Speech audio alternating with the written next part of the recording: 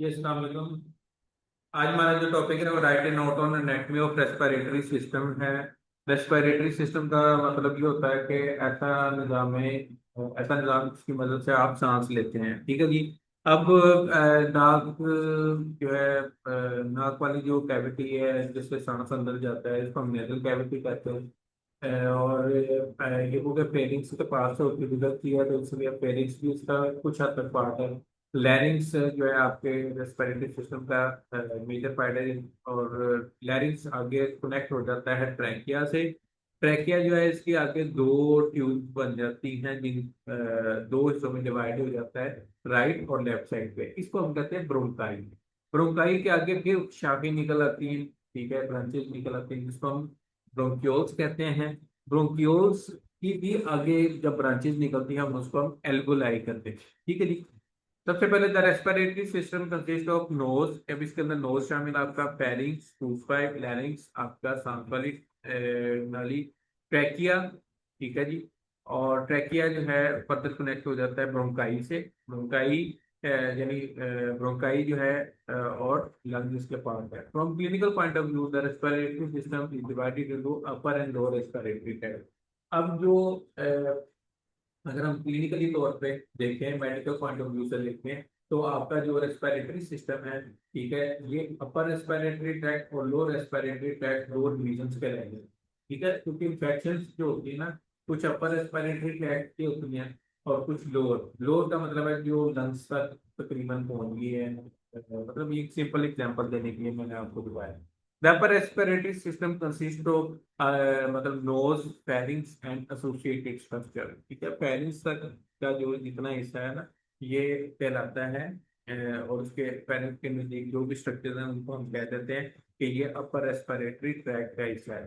तो उसके बाद जो लोअर रेस्पिरेटरी ट्रैक्ट है उसके अंदर आपकी जो है लोअर में आ जाते हैं larynx, trachea, bronchi and lungs. ये आपके पार्ट जो है लैरिंक्स, ट्रैकिया, ब्रोंकाई और लंग्स, ये आपके आ जाते हैं लोअर रेस्पिरेटरी ट्रैक्ट के पार्ट। रेस्पिरेटरी सिस्टम वही बात रिपीट हो रही है कि इनमें क्या क्या चीजें शामिल हैं। Nose, pharynx, larynx, trachea, bronchi and lungs. Larynx इसको हम वॉइस बॉक्स कहते हैं। लैरिंग्स में वो हिस्सा जिससे आपकी आवाज बनती है। The larynx lies in front of the lowest part of the pharynx. ठीक है। अब ये फेरिंग्स के सबसे नीचे वाले हिस्से पे मौजूद है और ये फ्रंट उसकी फ्रंट साइड पे आती है, यानी फूड पाइप की फ्रंट साइड पे सांस वाली नाली। It is the upper prominent part of the wind pipe. और ये कह रहे हैं कि ये जो है ना आपका लैरिंग्स, ये वो हिस्सा है जो कि आपको प्रोमिनेंट पार्ट है, वाजे पार्ट है विंड पाइप का, सांस वाली नाली का, and open into the trachea. और ये ओपन हो जाता है ट्रैकिया के अंदर। ठीक है। The larynx has many cartilages. लैरिंग्स जो होता है ना कार्टिलेजेस की मदद से बनता है। कार्टिलेजेस बेसिकली नरम हड्डियां हैं जिनको हम कहते हैं, उनसे बना होता है। The largest of these is thyroid cartilage. अब इस इन कार्टिलेजेस में जो सबसे बड़ी कार्टिलेज बोन है वो कौन सी है? Thyroid cartilage. ठीक है, ये आपके पास एक बहुत इंपॉर्टेंट ऑब्जेक्टिव है। Attached to the top of the thyroid cartilage is epiglottis। अब कह रहा है कि थायराइड कार्टिलेज है ना, इसके ऊपर एक मसल टाइप स्ट्रक्चर होता है जिसको हम एपिग्लोटिस कहते हैं। And it helps to close off the larynx during swallowing. और एपिग्लोटिस का काम क्या है कि ये आपकी लैरिंक्स यानी सांस वाली नाली को बंद करता है व्हेन swallowing।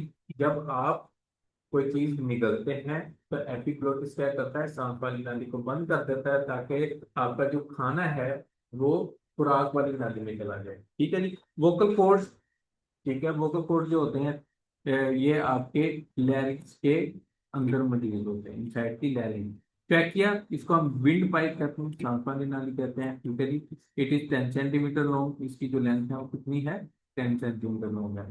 ब्रोंकाई, जब bronchi are formed by the bifurcation. Bifurcation का मतलब होता है एक चीज का दो हिस्सों के अंदर, ये ट्रैकिया आ रहा है, ये दो हिस्सों में राइट साइड और लेफ्ट साइड में डिवाइड हुआ है। ठीक, इसको हम कहते हैं बाइफरकेशन ऑफ द ट्रैकिया। जब जिस पॉइंट पर ट्रैकिया बाइफरकेट करता है उसको हम ब्रोंकाई कहते हैं। At the level of fifth vertebrae. अब थ्रेसिक रीजन में सांस वाली, सॉरी, ये जो चेस्ट रीजन है, इसमें हमने डिस्कस किया था कि 12 वर्टिब्रीज होती है। तो 12 में से जो पांचवी वर्टिब्री है ना, उसके सामने ये बाइफरकेशन होती है। पांचवी वर्टिब्री आपको अगर आप इमेजिन करें, पांचवी वर्टिब्री आपको नजर आ रही है, उसके बिल्कुल सीध में ये जो है बाइफरकेशन होगी, मतलब जो ट्रैकिया वो दो हिस्सों में डिवाइड होगा, जिसको हम ब्रोंकाई कहते हैं। ठीक है, trachea divide into two main bronchi, right and left bronchi. ठीक है जी। ट्रैकिया जो है, उसकी जब बाइफरकेशन होती है, दो हिस्सों में राइट और लेफ्ट साइड पे डिवाइड होता है, तो उस पॉइंट को हम ब्रोंकाई करेंगे। ठीक है, bronchi divide into bronchiole. Bronchi की आगे ब्रांचेस बन जाती हैं, जो कि हम जिनको हम ब्रोंक्यूल्स कहते हैं। Bronchioles divided into alveoli. अब ब्रोंक्यूल्स के आगे डिवाइड हो जाती हैं, जिनकी ब्रांचेस बन जाती हैं, जिनको हम एल्वेलाई कहते हैं। ठीक है, ये भी ऑब्जेक्टिव आ जाता है कि आप बताएं कि ब्रोंकाई की जो डिविजन है, उसका नाम क्या है, ब्रोंक्यूल्स, और ब्रोंक्यूल्स की जो डिविजन है, उनका नाम है एल्वेलाई।